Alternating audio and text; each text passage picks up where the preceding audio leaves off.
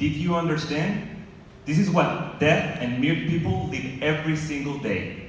But wait, they can communicate, but they do it with their hands. But even if they do it with their hands, we cannot understand them. So we thought, how it doesn't exist something that allows these deaf people to communicate themselves with the rest of the world. So based in this idea, we created Chaski. Chaski is a device that consists in a camera, a screen, a flash, and a processor, and an app that will be able to translate from sign language to text and the other side also. So how does it work? The first function works like this. The device takes photos of the deaf person's hands and sends it to the processor. The processors analyze these images and sends the result to an app that is in a mobile phone. So this is how it works. You can see the letter L, then O, then L again, and finally we form a word. The second function that allows the people to go to from a listener person to a deaf person works like this. The listener person will only have to talk to his phone, just like how you talk to Siri, and the message will be displayed in the screen that is in the front of the device. With these two functions, we will allow people to communicate in real time wherever they are. In Chile, there are more than 500,000 deaf people, and in the world, there is more than 360 million deaf people. That is the same as the entire United States population.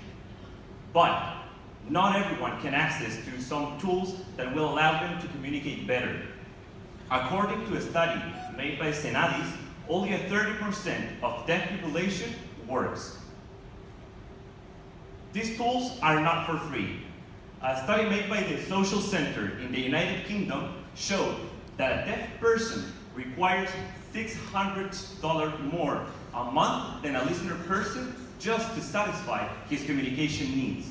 So if we put that in Chile, that will be $92 million a month. And in the world, that will be $65 billion just in 1 month to satisfy communication needs. How are we going to get to our client? We will do it through service, software as a service. We'll give them a membership with Chaski that will only cost $99 per month, with a first year contract of at least 1 year. This will reduce their cost by an 80%, and also with your membership, we will give them a free device. What have we achieved until now? First, we have created the biggest sign language database in Chile. Also, our group is so compromised with this project that we signed up in a sign language classes that we have been attending in the last 3 months. Also, we have become involved with the deaf community. Here we are with Fernanda Gaete, who is currently working with DEMRE to make the PSU even more inclusive. Finally, we got an appearance on the newspaper. This shows that the problem that we are solving and its solution can be huge for people's life.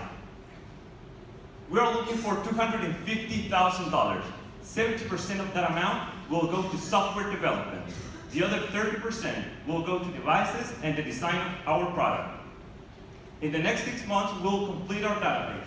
In 1 year, we'll test one of the main functions. In 2 years, we'll complete all of our programming functions, and we will be ready to go to the market. This is our team. We are compromised with social innovation. We believe and we dream about a country that does not make a difference between those who can and cannot hear. We want Chaski to be the tool to all the deaf people that haven't had the opportunity to do what they love, to do it without no limits. Thank you.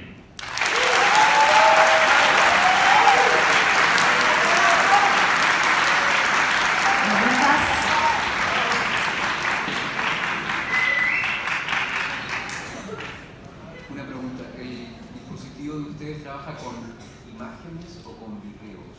En este momento estamos trabajando con imágenes. Nosotros investigamos con respecto al procesamiento de videos, pero es una tecnología que es muy reciente. Sin embargo, nosotros no nos queremos limitar a eso y en la medida de lo posible nosotros sí queremos avanzar en un desarrollo futuro a poder también contribuir a que esto se realice mediante procesamiento de video. Pero por el momento sí está trabajando solamente mediante detección de imágenes. Y lo último, no existen bases de datos públicas. Este es un problema que viene investigando desde hace 25 años por lo menos. Sí, lo que sucede es que la lengua de señas no es lo mismo en todos los países, no es un idioma universal. Por lo tanto, en Chile, si bien existen ciertas bases de datos para otros países, en Chile no existía ninguna base de datos que cumpliera con el idioma finalmente de acá del país. Y es por eso que también miembros de nuestro equipo fueron parte de un curso de lengua de señas para poder entender realmente cómo es la lengua de señas en nuestro país.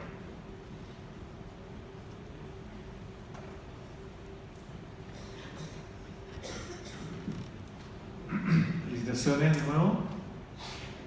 ¿Cuál es la penetración de los celulares en gente con este tipo de discapacidad? Te lo pregunto en ignorancia, quizás por tener esa discapacidad por definición no tienen celulares o tienen otro tipo de celulares. ¿Qué han investigado al respecto? Bueno, la mayoría de las personas sordas usan celulares de última tecnología. Esto se debe a que tal como no pueden llamar por teléfono, la mayoría usa Skype o videollamadas por FaceTime para poder comunicarse con sus familiares o con sus amigos.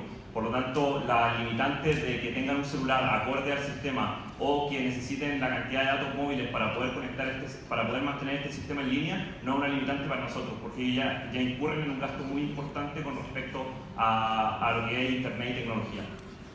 Gracias.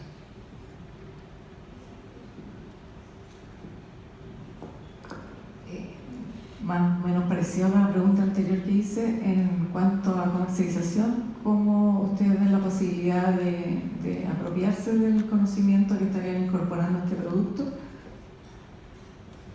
Propiedad intelectual.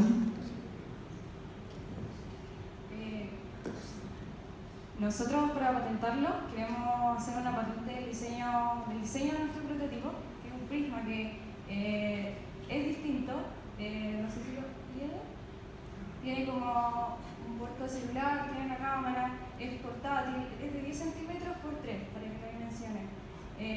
No el código, sí el diseño industrial de